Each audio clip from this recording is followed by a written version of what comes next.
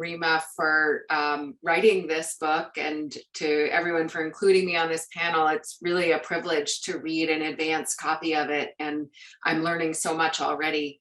It really is an important volume. I think some of the general comments I wanted to make are points that Lemma has already made, but I think there are so many dimensions of this volume that make it valuable.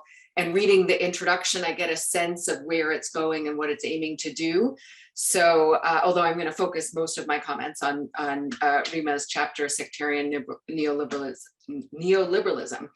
Let me just say, in general, I think the in-depth material on the multiple dimensions of the Thawra is really valuable. And the fact, again, as Lemma said, that we hear voices, or we will hear when we read the full book, voices of activists and participants and not just scholars, analysts, is really great.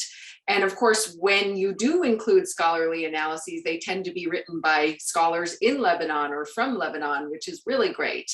And analytically, I think this treatment of the uprisings as a process really nails it. I too have been irked by this notion that there's a finite event called the Arab uprisings and that we can refer to them as failed. It's a really strange way of looking at the world. And I think you say in your chapter that, you know, when we think about the French Revolution, I mean, this is not how things played out. People did not, maybe at the time someone said the revolution failed, but you know, history will judge them. And so it's good that you're learning from history, and we should all learn from the way you're approaching this. I also appreciate the de-exceptionalization of Lebanon, which I think in so many ways is less and less exceptional in the region of the Middle East and perhaps vis-a-vis other places, in particular because we know that what historically differentiated Lebanon from other Middle East and North African countries is the relatively smaller direct role of the state in the economy, although I think people underestimated the role of the state in the economy. And you know, the fact of the matter is the state has been really cratering in the rest of the region. So I think there's a lot to learn from Lebanon there. The one thing I wanted to ask, and maybe I missed it, is why the introduction doesn't mention the 2008 financial crisis. It starts with really by emphasizing the 2011 uprisings onward as an important moment that, you know, set off waves of global and transnational and certainly regional protests. But I think there's a longer lineage there. I mean, I suppose we could engage in infinite regress, but there does seem to be a connection to the movements that emerged out of the 2008 global financial crisis. So thank you for these important insights and the important framing that you've provided in this chapter. I look forward to reading the full book.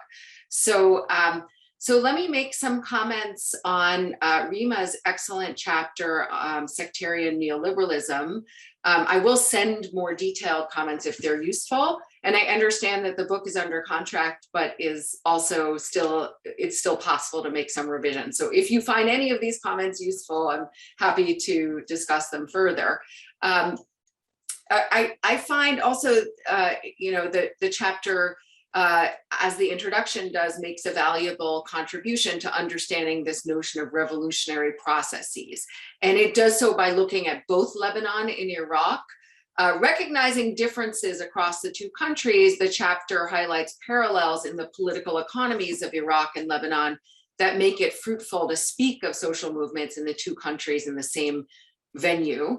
And in fact, you know, we can think of the notion of the Lebanonization of Iraq, that phrase, Lubnanat Iraq, that's been flying around since 2003, I think, in the region as sort of another way of anchoring this parallel. I really like the way that the process of revolution is depicted in this chapter.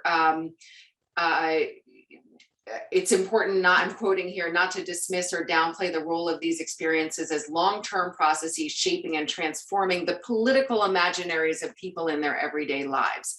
I think that's an incredibly important point. I know we can't predict the future, so we don't know what people are going to do with these political imaginaries, but surely they have some importance in the way social mobilization plays out.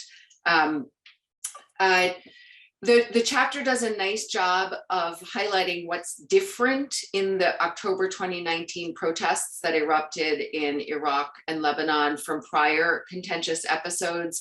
The fact that these protests clearly mobilized large components of society with class-based discourse, including people who had not previously mobilized, and some who had, had political allegiances, as the chapter states, to the ruling sectarian parties. That's really interesting, and of course, quite scary to the ruling sectarian authorities. The chapter points to potential cracks that have been created in the patron-client relationships in these countries. So a key contribution of the chapter, as the title suggests, is this concept of sectarian neoliberalism as the context within which the Iraqi and Lebanese revolutions are playing out.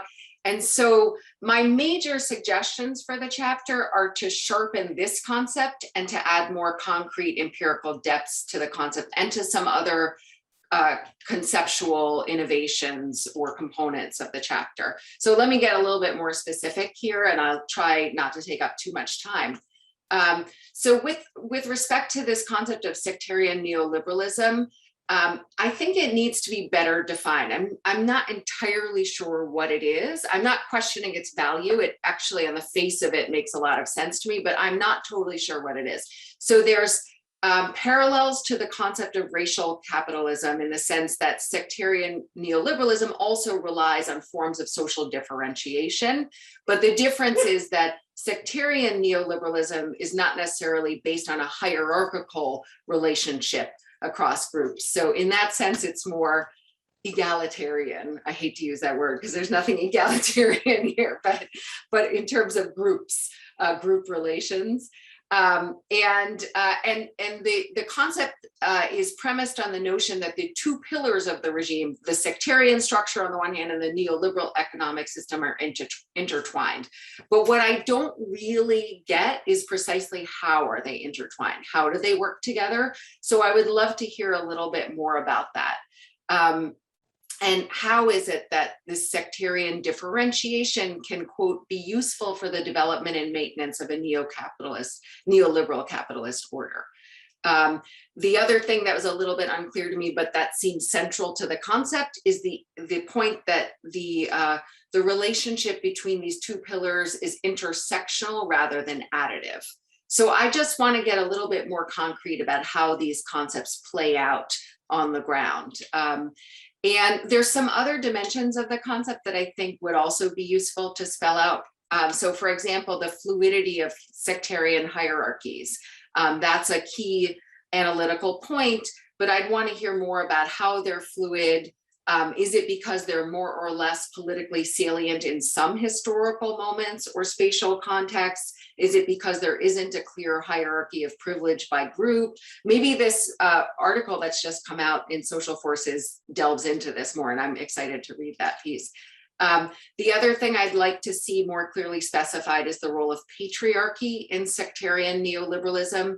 So how is it that sectarianism is founded on gender inequality? I mean, the most obvious thing that pops into my head is the way that religious/political elites have really kept an iron grip on things like family law, but maybe there's other dimensions as well. So another key analytical point of this chapter that, again, is very compelling, but I just need to understand it more, is the notion that there are internal contradictions of the revolution. The protesters focus on corruption, national unity, technocratic politics, individualism. And the point, I think, is that these are themes that come up in sectarian neoliberalism, but then are adopted by protesters. And there's some compelling concrete points that make a lot of sense to me. For example, the focus on corruption effectively calls for reform of the system, but not a fundamental restructuring of the system. Just sort of throw the corrupt bums out and the thing will work better. But I think the point that that you're making and that some of the protesters, I think, would like, is that the whole system itself needs to be radically restructured. It's not just a tinkering at the edges or a replacement of the characters in charge.